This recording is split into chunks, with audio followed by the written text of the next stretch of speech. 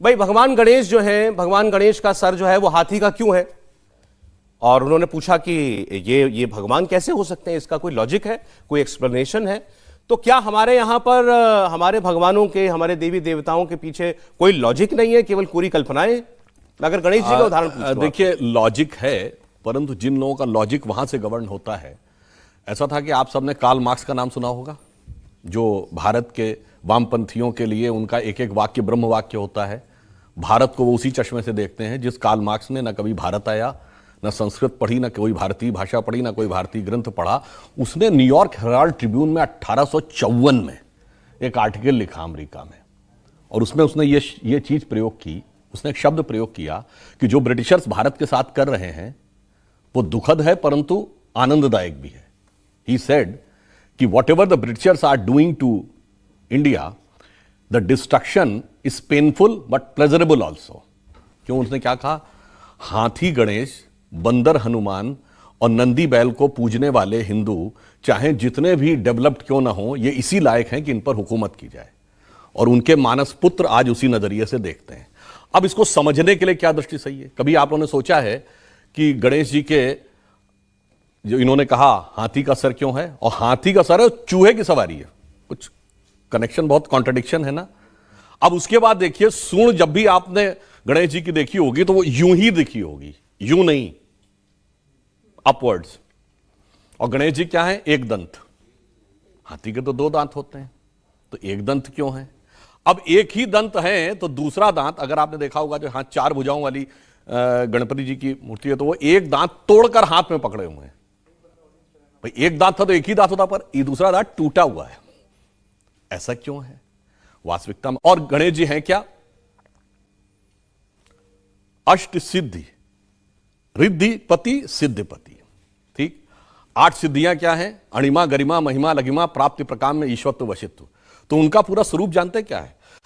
वह शरीर में जो हमारे यहां चेतना की जागरण की प्रक्रिया होती है, वह उसके प्रतीक है। हाथी का सर इसलिए कि हाथी के सर पे गजमुक्ता होती है, और सूंड कुंडलनी की शक्ति का प्रतीक है। चूहे की सवारी इसलिए है कि चूहा सदैव जमीन के अंदर जाता, जब आप अंदर बैठ के ध्यान लगाएंगे तो आप अंदर की तरफ जाएंगे। सूंड सदैव ऊपर की तरफ इसलिए है कि वो कुंडलनी की ऊर्ध्वगामी प्रवृत्ति, यानी अगर आप नॉर्मल किसी व्यक्ति को ध्यान लगाए तो उसका हमेशा टेंडेंसी डाउनवर्ड्स जाती है। यानी अगर आपके ऊपर नियम कानून का रोक ना हो, तो जैसे पशु की प्रवृत्ति होती है ना कि जबरदस्ती जो चीज चाहूं कब्जा कर लूं, ये होती डाउनवर्ड टेंडेंसी। जब वो अपवर्ड होती है, और उसके बाद क्या है? मूलाधार, स्वादिष्ठान, अनाहत और आज्ञा चक्र के बाद, अब एक स्टेज के बाद की यात्रा अब द्वैत से नहीं चल सकती।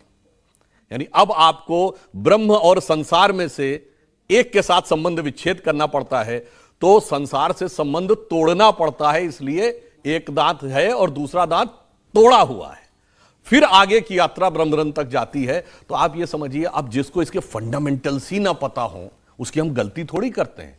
जैसे आप नमक खाते हैं, नमक का केमिकल फार्मूला क्या है? NaCl। NaCl में Na का मतलब है सोडियम और Cl का मतलब है क्लोराइड। ये आप तब समझ पाएंगे यदि आपने पीरियोडिक टेबल पढ़ी हो और केमिस्ट्री के बेसिक एलिमेंट्स पढ़े हो। अगर आपने नहीं पढ़े तो आप NaCl को पढ़ेंगे नेकेल, फिर ऑक्सफोर्ड डिक्शनरी में उसका अर्थ ढूंढने का प्रयास करेंगे। आप कहेंगे नेकेल तो कोई शब्द नहीं होता, इसका मतलब या तो ये नेकलेस है या ये निकिल है, और ये पढ़ के आप जितना बड़ा अर्थ का अनर्थ करेंगे, उतना ही बेसिक ज्ञान के अभाव में हिंदू धर्म के देवी देवताओं के इस विराट चेतना के स्वरूप को समझने में वैसी गलती हमारे जो बौद्धिक प्रतिद्वंदी या मार्क्स के मानसपुत्र, मैकाले के मानसपुत्र कर जाते हैं। अच्छा, ये परिभाषा आपको या ये जो थियरी है भगवान गणेश के पीछे, ये कितने लोगों को आप में से मालूम थी? अगर नहीं मालूम थी फिर बजाई ताली। अच्छा, एक और बात भी कह दूं, गणेश जी शंकर जी के पुत्र हैं। क्यों?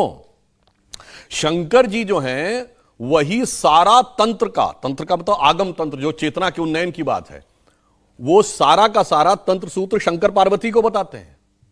इसीलिए शंकर पार्वती के पुत्र गणेश हैं। और एक और बात आपको बता दूं, उनका प्रभाव जानते हैं कहां तक है? जापान में एक देवता है डाइक्युटुन, वो भैरव जी के प्रतीक माने जाते हैं। और आप मंगोलिया में जाइएगा, नेट पे सर्च कर लीजिएगा, जितनी बड़ी बड़ी कब्रें हैं, मकबरे, इंक्लूडिंग चंगेज खां का मकबरा, उसके बाहर त्रिशूल और शंगी दोनों लगा है। क्यों? उनसे पूछो कि मंगोलों का धर्म क्या होता था, तो जो हिस्ट्री जिन्होंने पढ़ा कहे तेंद्रिन होता था। तेंद्रिन कुछ नहीं भाई, तंत्र का अपभ्रंश तेंद्रिन है और उसके देवता भगवान शंकर होते थे, इसीलिए त्रिशूल वहां लगा हुआ है, इसीलिए शंकर जी के प्रति पुत्र गणपति है। ये सारी बातें ऐसे हैं जैसे कि जब तक पढ़ेंगे नहीं, डिटेल में नहीं जाएंगे, तब तक आपको समझ में नहीं आएगा।